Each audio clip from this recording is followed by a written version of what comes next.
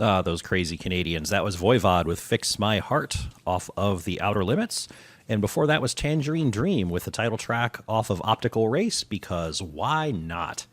I'm Ken, the Metal Professor. You're listening to Mostly Metal here on 103.1 FM, WVLP in Valparaiso, Indiana. And it is time to take a short break from the metal to talk about wrestling. Your insubordination will not be tolerated.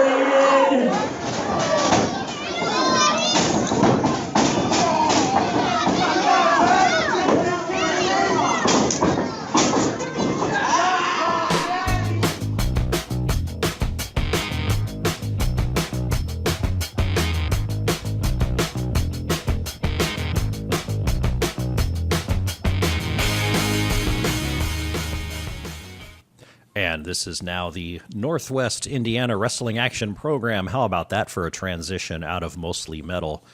If you're here for the metal, listen to the wrestling, because you never know when you might start enjoying something like that. We all have that child inside of us that needs to be satisfied, so come on, go with it. And if you're here for the wrestling, stick around for some more metal, because I'm certainly not going to take the entire last half hour talking about wrestling. I don't have any clips or anything, but I'm going to run through some of the recent shows in the region and give you a heads up about what's coming down the road through November. It's going to be a busy month. Why am I doing this? Why not? I like wrestling, and I have a microphone, so I get to talk about it. I've done this 4 times. I think this is the 4th time, and we'll see how it goes and see how long I can keep it up. But anyway, so in the last couple of weeks, there were lots of shows around here. There usually are. I got to go to 2 of them. I had a run of bad luck getting to these things on time, though. Back on Saturday, October 15th, Fire Pro Wrestling did Fire Pro 127. They run out of Impact Christian Church in Merrillville for quite a bit of their shows. I got there a little bit late, apparently. Their poster on Facebook said doors open at 6:30, and usually that means the show starts an hour later, so I was thinking 7:30, and I rolled into the parking lot around 7:15 or 7:20, and I could hear crashing and banging through the windows and doors of the church already. So I'm not sure what I missed. I got there a little bit late. When I did walk in, Dashing Dick Davis was in the middle of a match versus The Cockroach. Yes, I think that's a thing. And Dashing Dick Davis pulled it out. The match after that was Flash Harris defeating Christopher Kent. Adam Bueller defeated 2 guys in a triple threat. Mike Horning and someone, I believe he was announced as Silas Young, but I know there's also another independent wrestler named Silas Young, so I'm not sure if I caught that right. The sound is sometimes a little bit hard to understand through the sound system in there. Greg Glover defeated Stonehands Slater Wallace for the Fire Pro Intercontinental title. I really like watching Greg Glover. He's good at what he does. A tag team match after that, Johnny Motley and Jeremy Hadley, some Fire Pro mainstays and popular guys apparently, defeated Richie Rothschild and Dave Allen, who were both enjoyably obnoxious during that match. And the main event was Abyss from TNA, defeating Mustafa in a no disqualification match. Abyss must like us around here because he comes back to visit fairly regularly, and you'll hear his name again in the shows coming up in just a few minutes. So that was Fire Pro Wrestling on Saturday, October 15th. Now, this last weekend, 2 days ago, in fact, Friday, October 21st, WWE came to the area. And normally this show is about the local wrestling, the local independent feds, not the national stuff. But since they were here, what the heck? They were at the Hammond Civic Center, and, man, I wish they weren't. So my run of bad luck continued with this show, not through any fault of mine this time, at least I don't think. Right, so the show starts at 7:30, so I'm okay, leave Valpo at 5:30, 5:45. Takes about 45 minutes to get there, park, walk in the venue, and be ready to go with plenty of time to spare. So I finally rolled up 41st, Route 41, which is Calumet Avenue, to get to within a couple of blocks of the venue by about, I guess about 6:15. No problem. Still got over an hour before the show starts, and I'm 2 blocks away, right? Well, it took like half an hour just to creep up the road and turn left into the road that leads to the Hammond Civic Center. And then once I got on that road, I had to follow the sea of brake lights up to where the parking was totally dysfunctional and disorganized. Nobody's directing traffic off of the road. There was one guy waving one of those little orange cone flashlight things once you got into the parking lot, if you were lucky enough to decide to actually turn there where he was, because there was nobody pointing things out. Got to the front of the building finally by like 7:15, figuring, okay, 15 more minutes to get in there, get my seat before the show starts. But no, get to the front doors and see a line kind of coming down the stairs from the front doors. In fact, there are two lines, one line for people with hard tickets and one line for online tickets. Now, I bought my ticket online and I printed it out on paper. So is that a hard ticket or is that an online ticket now? Who knows? I decided to go in the online line and started following it away from the front of the building, and it curved down the front steps through the front lawn and over into a secondary parking lot where the WWE trailer was set up. And this is 10 or 15 minutes before showtime. It was ridiculous, the amount of people that they still had to get in the building in those last 10 or 15 minutes. So through all that, I finally got to my seat at 8:10, 40 minutes into the showtime. Hammond Civic Center. My words about this were not quite as PG as they need to be on this radio show at the time, but having this disappointing thing happen, I got to the show with plenty of time and couldn't get in to get there because of the people running the event weren't ready to run the event and had no business accepting the event if they weren't going to be ready. So I did what any mature and responsible adult would do. I went and complained about it on Facebook and Twitter. Yeah, so that'll show them. Anyway, once I got in the building, I could see some matches and things change after that. Now, from outside the building, I heard applauding and some banging around through the windows. And then I heard Sami Zayn's music, so I knew that something good happened for him. And apparently it was like a 10-man tag. And then I heard something about Neville. I heard his music, and I think he must have won his match that he was in. I finally got in the venue and towards my seat in the middle of Braun Strowman destroying a luchador. It might have been Kalisto, but he looked a little bit too big to be Kalisto, but I don't think it was Sin Cara either.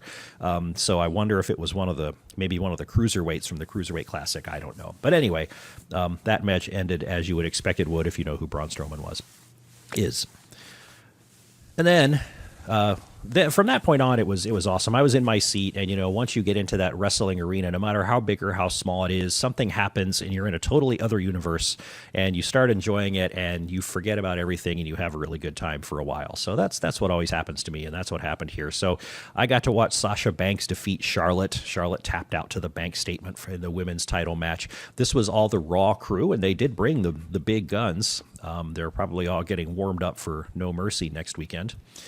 Roman Reigns beat Rusev with a spear, and the best part of this match was not the two guys in the ring. It was watching Lana on the outside of the ring, because she is just terrific in terms of her interaction with the audience and her scowling face and pointing at people and trying to get them to shut up, and maybe even a little bit of cheating going on.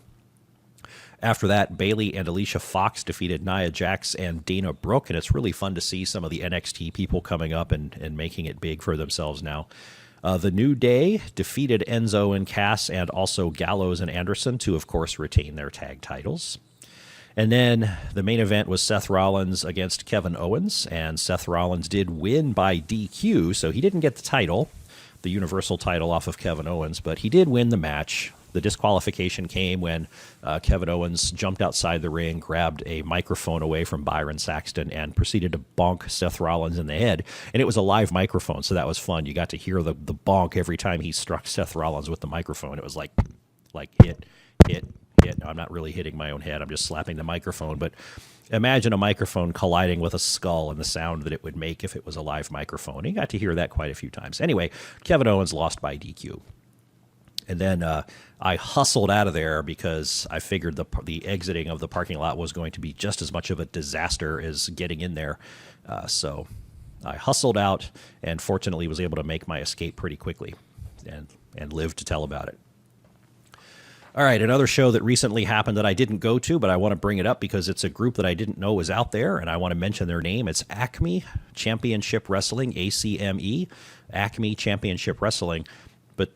their acronym is ACW when they make posts. And they did a show at the DeMott Boxing Club in DeMott, Indiana, just last night, Saturday, October 22nd at 7 p.m. And they've got another one coming up in November.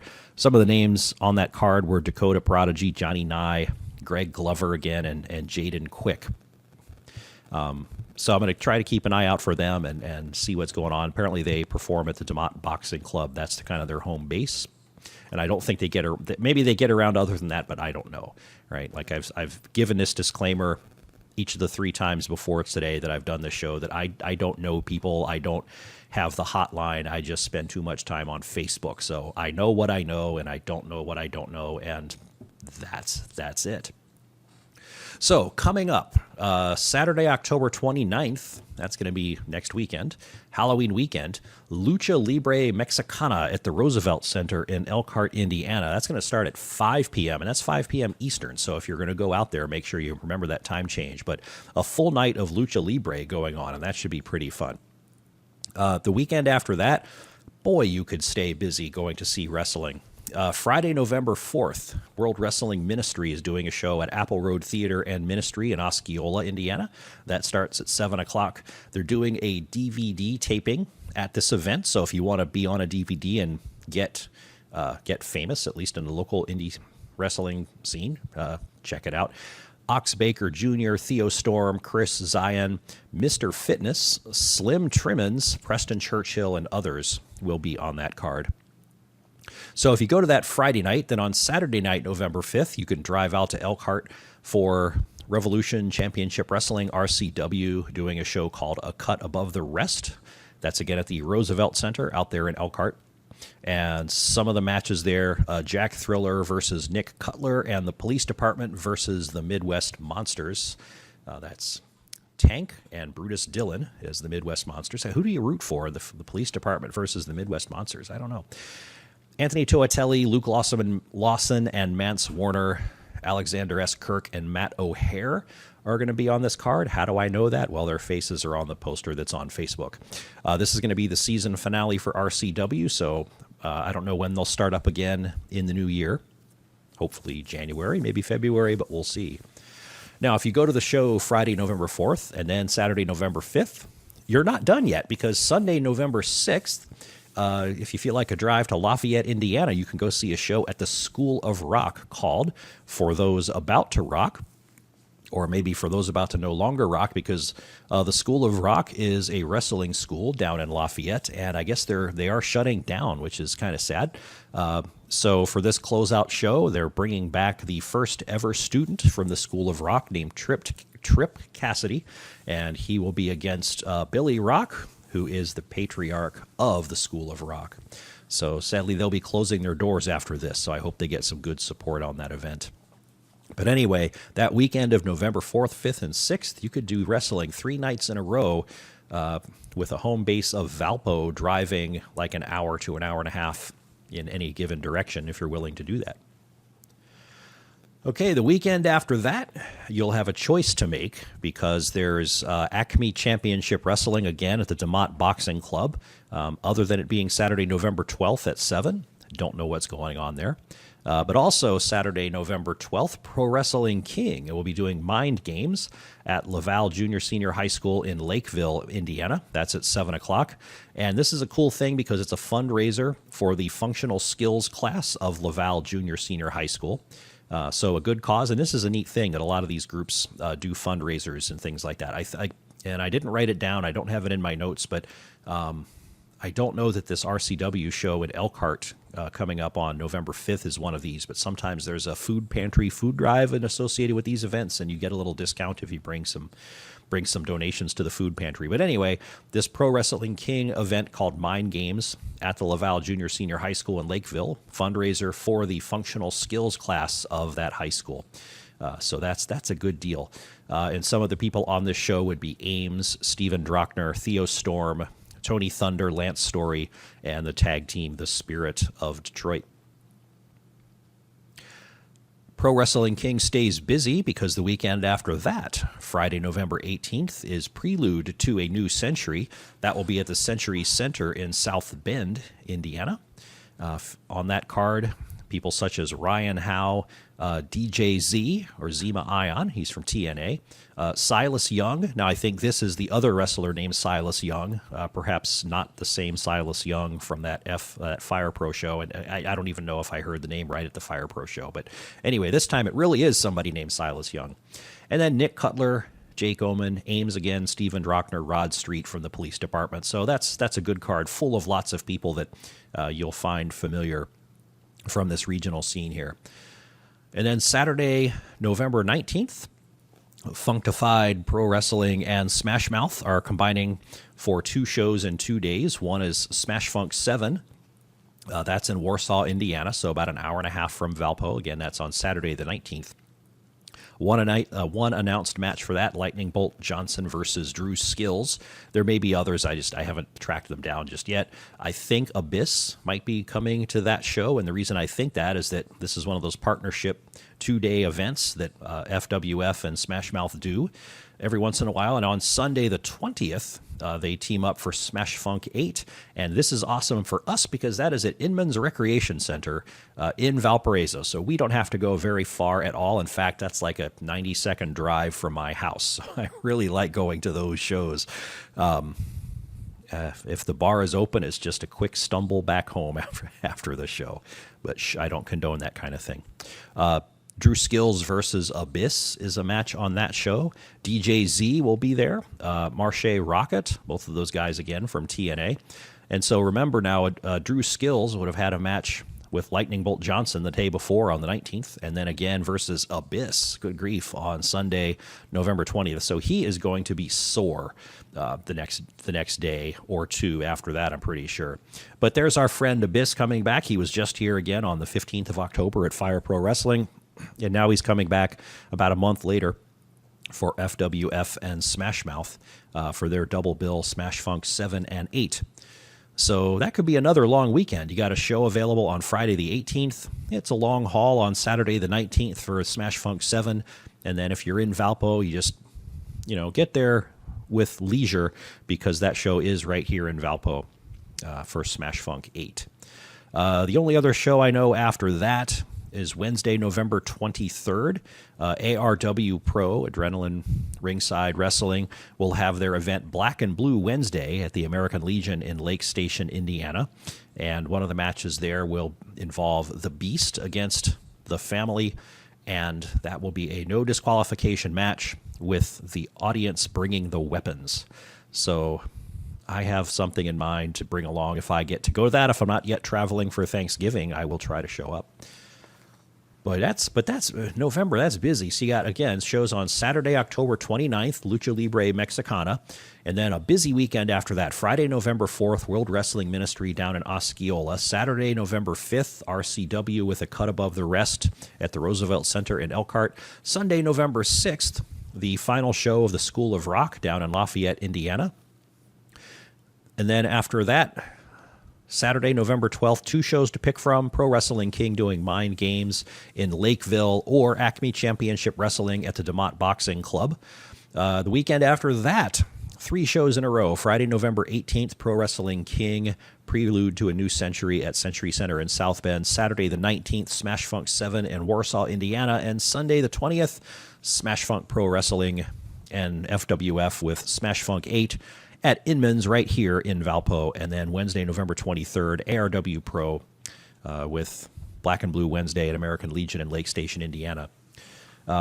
If you want to try to help me keep track of this, or if you want me to help you keep track of this, you can go to Google Calendar and sign up for the Northwest Indiana Wrestling Action Podcast calendar. You can subscribe to it. So that's NWIWrap, NWIWrap at gmail.com. So look for that calendar. It should be open for subscription to everybody, and I've got all these shows plugged in on their dates.